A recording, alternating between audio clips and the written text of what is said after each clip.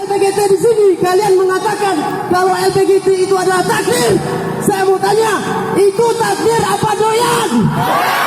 Itu takdir apa doyan? Doyan. Seanjing-anjingnya anjing, anjing jantan tidak akan pernah kawin dengan anjing jantan lainnya. Hidup. Camkan itu. Sekarang pikirkan, itu HAM, kampung. Di Amerika digencarkan tentang hak-hak LPGT. Beberapa negara barat Eropa menggencarkan tentang hak-hak LPGT. Negara Syam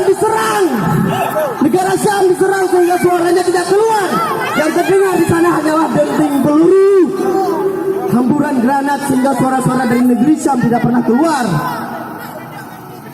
Sekarang coba pikirkan, tahun 2015 di bulan Oktober, Ban Ki-moon, ketua PBB, mengatakan dalam beberapa paripurnanya tentang bagaimana memperjuangkan hak-hak LPGT, bagaimana memperjuangkan hak LGBT, bagaimana mereka menjelaskan tentang bagaimana itu HAM, itu tentang takdir, itu mereka juga tidak mau dilahirkan seperti itu. Ingat, dalam Islam manusia juga punya pilihan.